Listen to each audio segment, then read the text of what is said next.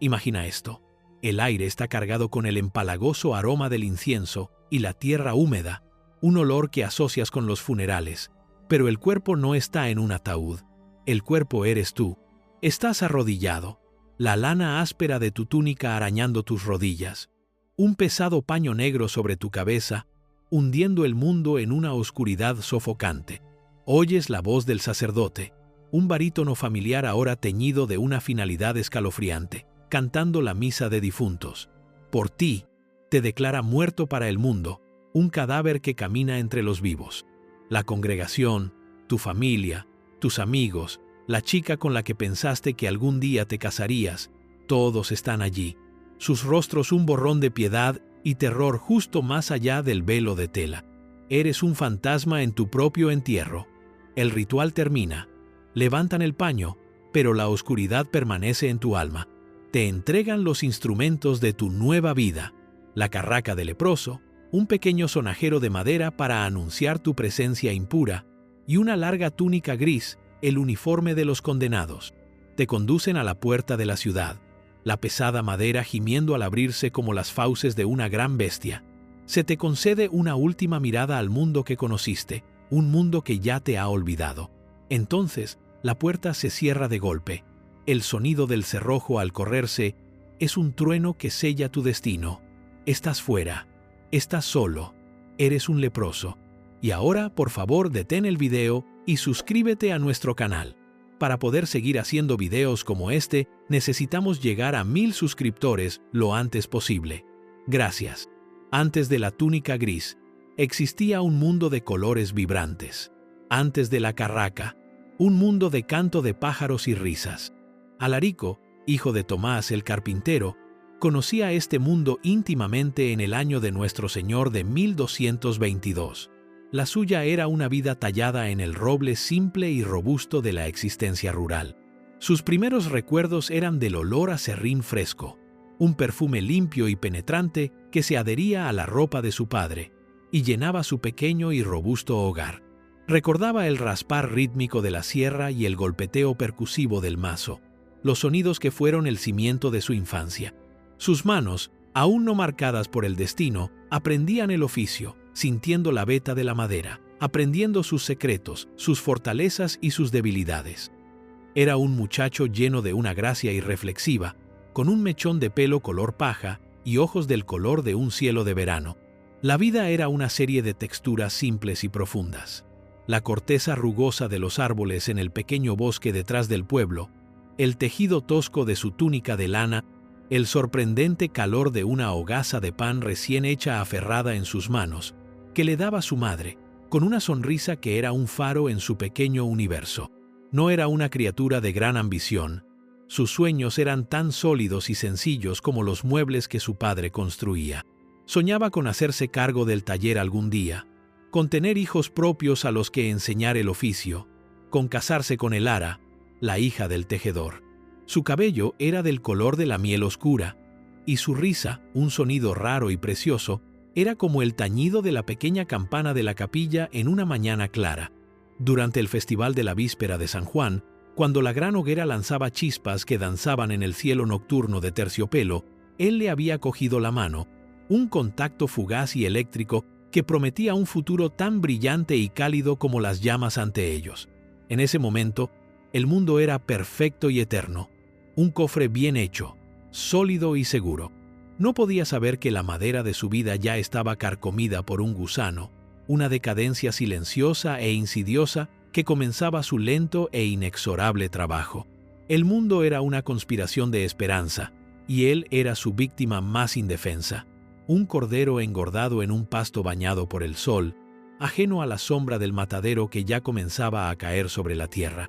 Los cimientos de su realidad estaban a punto de ser pulverizados, su futuro no solo robado, sino sistemáticamente borrado, su propia humanidad destinada a ser ritualmente desmantelada pieza por espantosa pieza.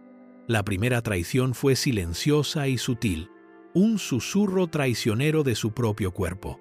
Comenzó en su antebrazo izquierdo, una pequeña mancha pálida de piel, no más grande que una moneda de 1 centavo.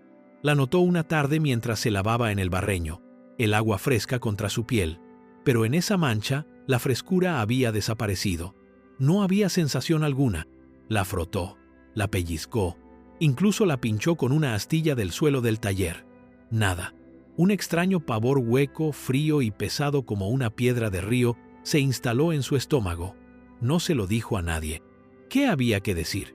Era una curiosidad, un defecto en el tapiz de su carne, nada más.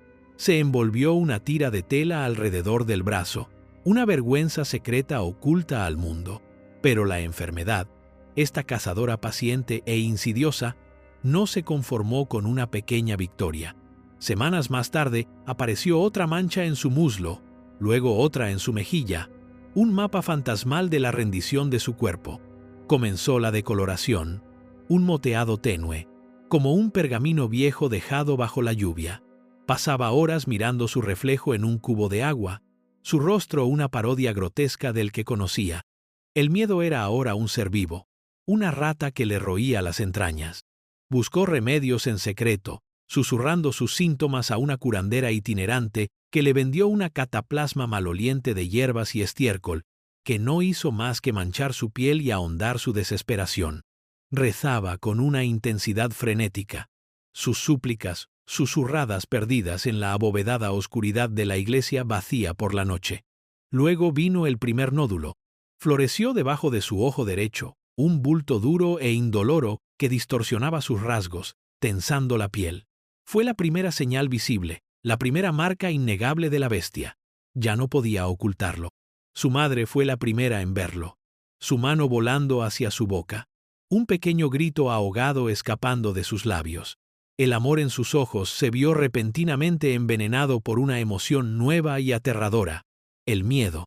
Su padre, un hombre de pocas palabras, simplemente se quedó mirando.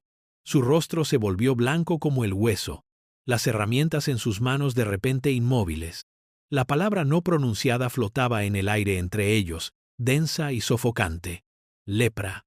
Era una palabra de sermones, una palabra de horror bíblico, algo de mito y pesadilla. No era algo que sucediera aquí, en su pueblo, a su hijo. La conspiración del silencio se rompió, reemplazada por una conspiración de terror. Alarico ya no era solo un chico con una extraña aflicción. Se estaba convirtiendo en un símbolo, un recipiente para los miedos más profundos de su comunidad. La enfermedad no solo consumía su carne, consumía su identidad, un lento y espantoso borrado del chico que había sido. La llegada del padre Miguel a su puerta fue tan inevitable como la puesta de sol. Era un hombre que Alarico había conocido durante todos sus 17 años, un hombre cuyas manos lo habían bendecido, cuya voz lo había guiado en el catecismo.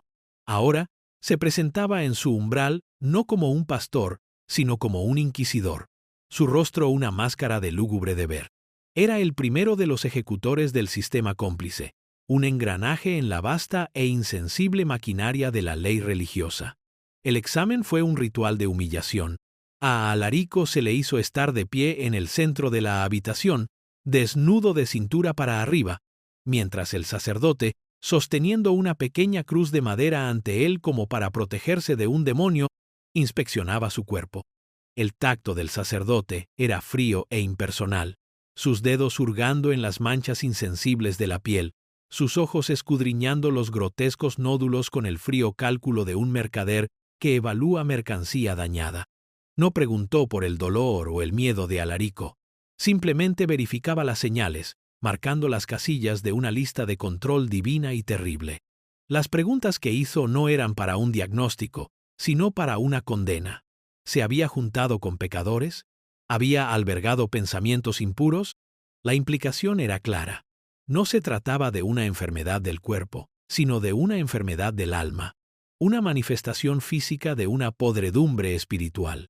Los padres de Alarico permanecían a un lado, indefensos, sus rostros grabados con una pena tan profunda que parecía haberlos envejecido una década en una sola hora. Estaban viendo cómo su hijo era legal y espiritualmente reclasificado de humano a monstruo. El veredicto, cuando llegó, fue pronunciado sin emoción, una simple declaración de hechos que llevaba el peso de 1000 bulas papales. «Es la facies leprosa», declaró el sacerdote, el término latino prestando una pátina de autoridad erudita a la brutal sentencia. El rostro de león, la marca del impuro, el sistema, antiguo e implacable, tomó el control. El padre Miguel explicó el proceso, su voz desprovista de compasión, recitando las reglas como si leyera una escritura de propiedad. Alarico tendría que ser presentado a la comunidad. Tendría que someterse a la misa del leproso, el rito de la separación. Sería expulsado. No había apelación, ni esperanza de indulto. Era la ley de Dios y la ley del hombre, entrelazadas en una trenza despiadada. En ese momento, Alarico comprendió una verdad profunda y aterradora. La enfermedad no era su verdadero enemigo. La verdadera enemiga era el miedo en los corazones de los demás, un miedo que había sido codificado en ley y santificado por la religión, un miedo que ahora le despojaría sistemáticamente de todo lo que había sido. El día de la misa del leproso amaneció gris y lloroso. El cielo mismo parecía lamentar la muerte de un muchacho que todavía estaba vivo. Alarico fue conducido a la iglesia, no como un feligrés, sino como un prisionero. Los aldeanos, gente que había conocido toda su vida, bordeaban el camino, sus rostros una mezcla de curiosidad mórbida y profunda repulsión. No veían a Alarico, el hijo del carpintero. Veían una pestilencia andante, una maldición divina hecha carne. Fue forzado a entrar a la iglesia por la pequeña puerta lateral, la reservada para penitentes y marginados. Adentro se había despejado un espacio ante el altar, y en su centro se había cavado un agujero similar a una tumba, una boca negra y abierta en el suelo de piedra. Un paño negro yacía a su lado.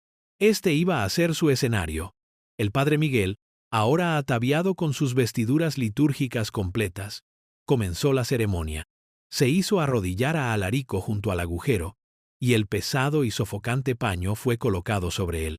La misa de difuntos comenzó, los cánticos en latín resonando en la cámara de piedra, cada palabra un martillazo contra el frágil caparazón de su compostura. Oyó los sollozos ahogados de su madre, un sonido de pura agonía que lo perseguiría por el resto de sus días. El sacerdote tomó entonces una palada de tierra de la tumba simbólica y la esparció sobre la cabeza cubierta de Alarico. La tierra arenosa, un símbolo tangible de su entierro. «Sis mortus mundo, vivens iterum Deo», entonó el sacerdote. «Sé muerto para el mundo, pero vivo de nuevo para Dios». Era una perversión grotesca de la fe, un consuelo espiritual ofrecido como justificación para un acto de profunda crueldad.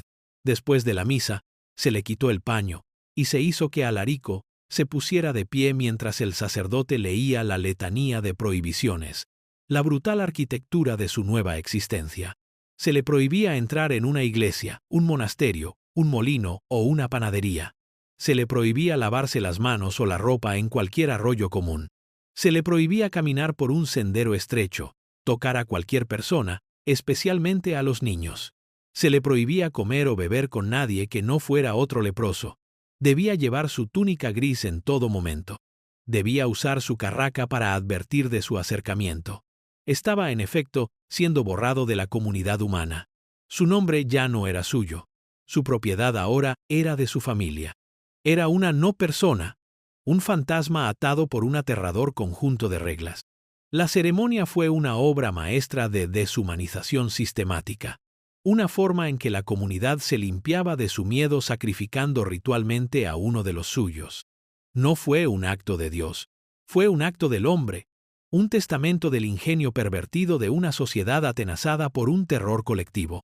La pesada puerta de roble de su pueblo, una estructura que su propio padre había ayudado a reparar apenas un año antes, se cerró de golpe tras él, el sonido un golpe físico. El mundo que había conocido era ahora una fortaleza sellada, y él era su único exiliado. Su viaje comenzó. Era un barco soltado de sus amarras. Su destino la temida colonia de leprosos, el Lazareto, un nombre susurrado con miedo y asco. El camino fue un calvario de crueldad humana. La gente que lo veía venir, con su túnica gris y la delatadora carraca en la mano marcándolo desde la distancia, huía literalmente, las madres agarrando a sus hijos y metiéndolos en casa, los granjeros dándole la espalda en los campos, sus rostros contraídos en máscaras de terror. El mundo se encogió, el camino ante él un corredor estéril del que toda vida retrocedía. 2 veces fue apedreado por pandillas de jóvenes de los pueblos por los que pasaba, las afiladas rocas rasgando su túnica y su carne, el dolor una sensación distante y secundaria a la abrasadora agonía de su odio. Aprendió a viajar de noche, una criatura de las sombras, durmiendo en zanjas y cobertizos abandonados, royendo el pan duro y el queso que su madre había puesto secretamente en sus manos en un último y desesperado acto de amor. Después de 5 días de este viaje purgatorial, lo vio. El Lazareto de San Gil no era una casa de curación, sino un corral para los moribundos. Una colección de chozas bajas y miserables acurrucadas detrás de un muro de piedra en ruinas, muy apartadas de cualquier pueblo o camino. Una nube de humo de un fuego que ardía constantemente se cernía sobre el lugar. Un incienso maloliente de basura y enfermedad. La puerta estaba abierta, un gesto que no era de bienvenida, sino de total indiferencia. Al entrar, el horror multisensorial completo del lugar lo inundó. El aire estaba cargado del olor a cuerpos sin lavar, heridas infectadas y desechos humanos.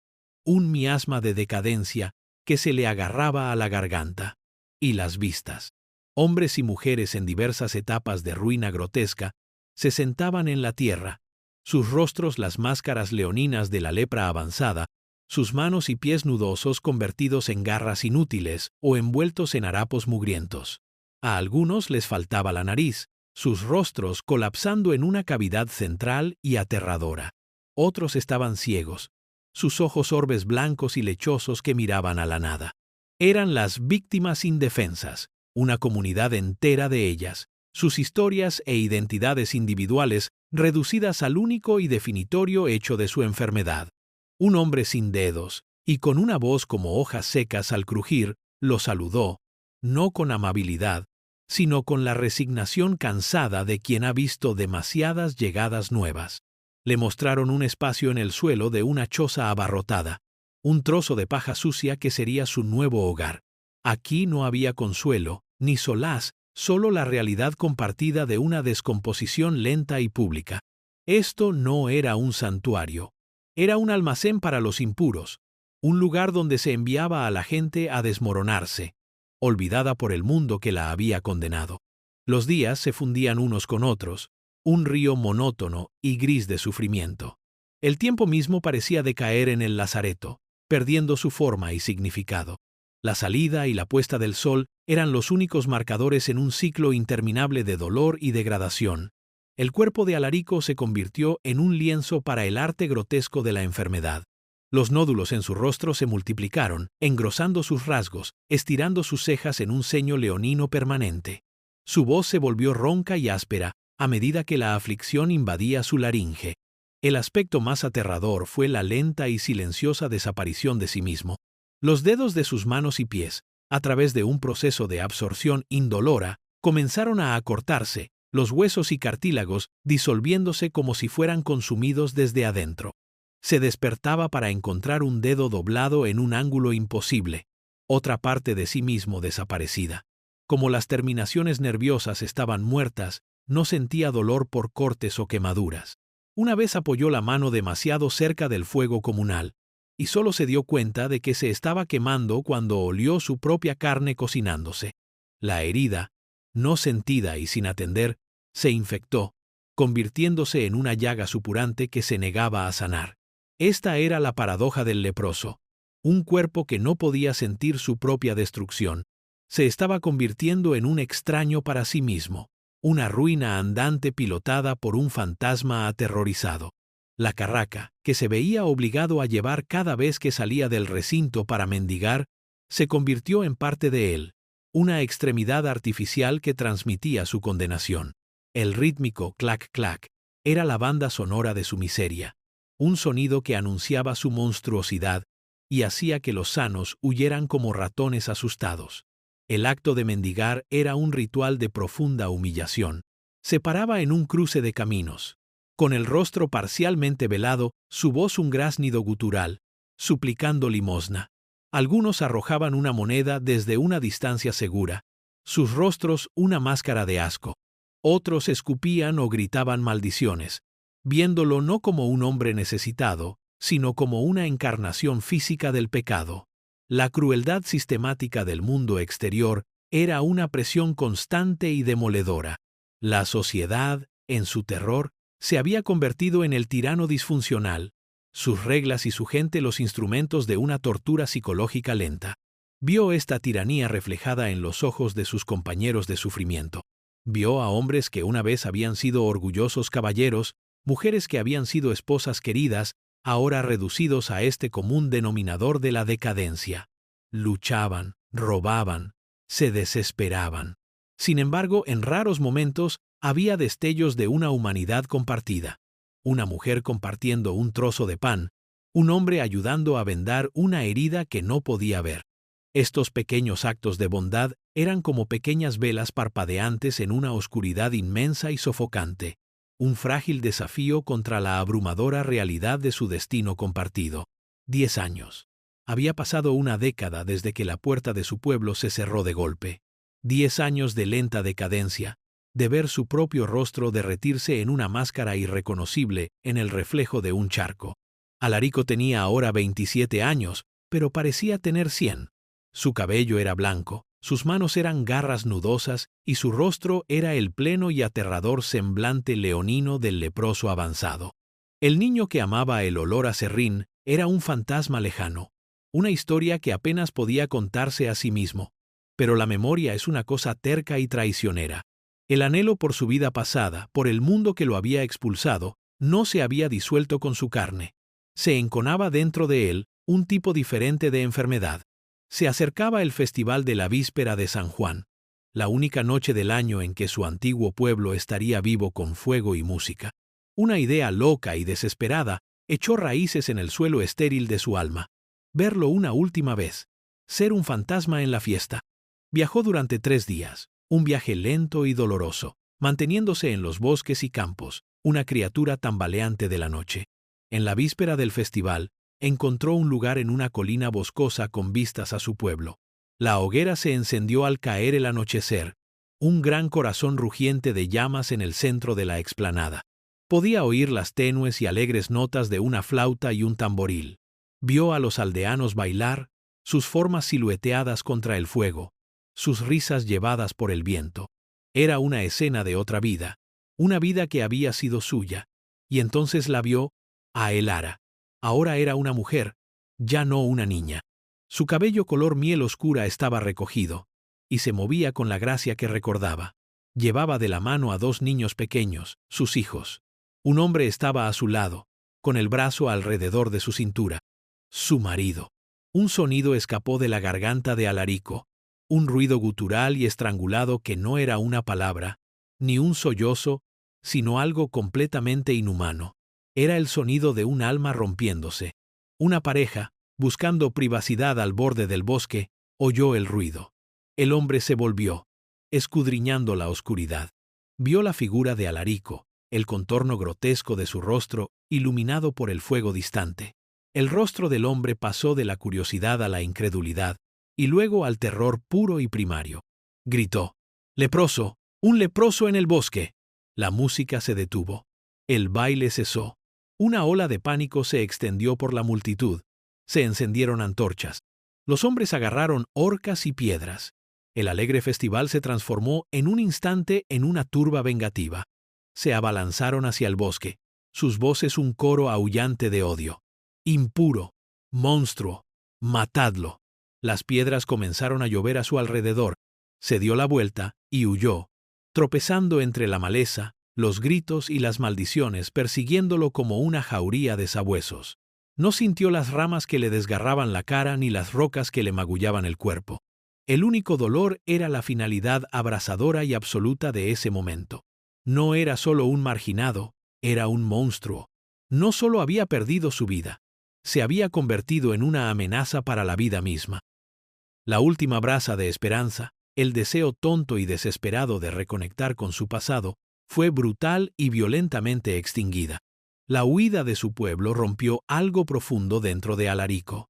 La criatura que regresó tambaleándose al lazareto de San Gil era una cosa vacía, un caparazón animado por poco más que el reflejo.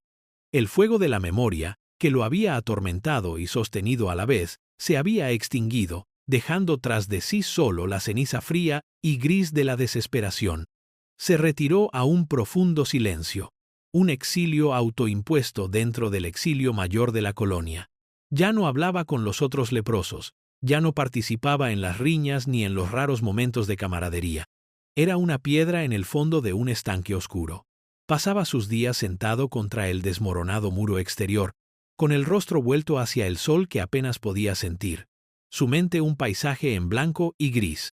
El mundo continuó su implacable asalto a su cuerpo, pero ahora apenas se daba cuenta. Su vista, que se había estado nublando durante años, finalmente falló. El vibrante mundo de los colores fue reemplazado por una niebla lechosa e impenetrable. Su universo se redujo a un pequeño círculo de sensaciones. La textura de la piedra áspera en su espalda, el sabor de la aguada y delgada papilla que era su sustento diario, los sonidos de la colonia, la tos, los llantos, la respiración áspera de los moribundos. La carraca yacía sin usar a su lado. Ya no tenía la voluntad ni la necesidad de aventurarse a mendigar.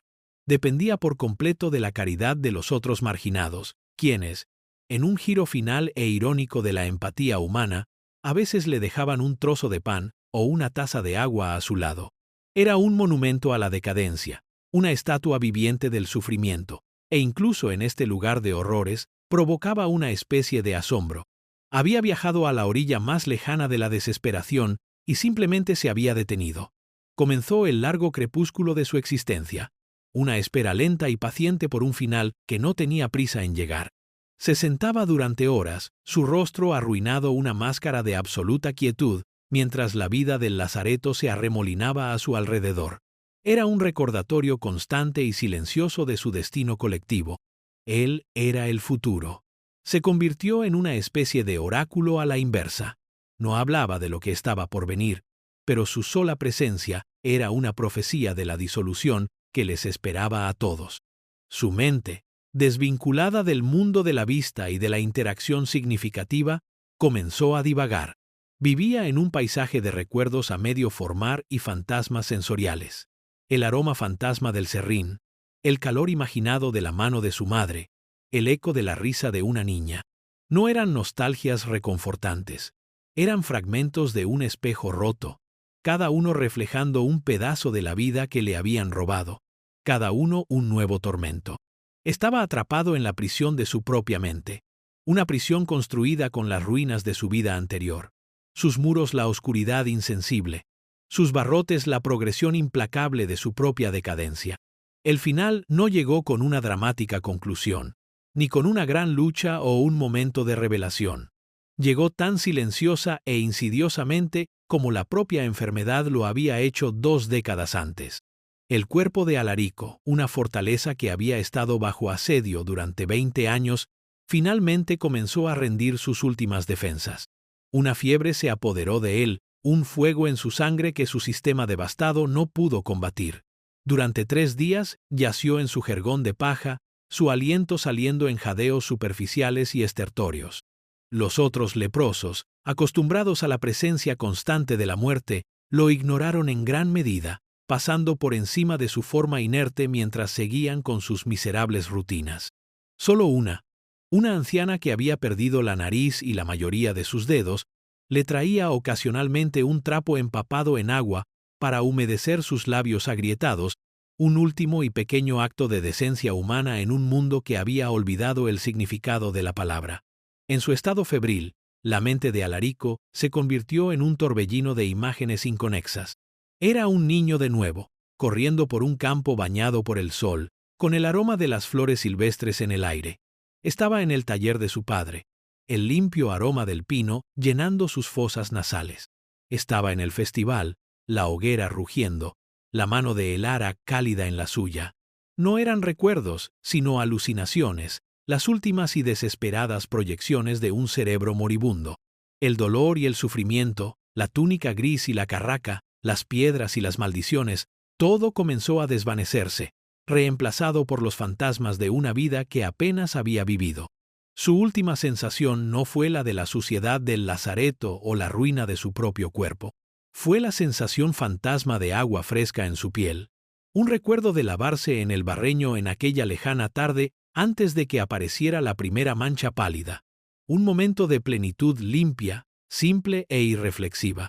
Un único y superficial aliento escapó de sus labios, un suspiro tan débil que apenas fue audible por encima del gemido del viento a través de las grietas de la choza. Y luego, el silencio. Alarico, el hijo del carpintero, se había ido. Su cuerpo yacía en la paja, una efigie grotesca y arruinada de un hombre.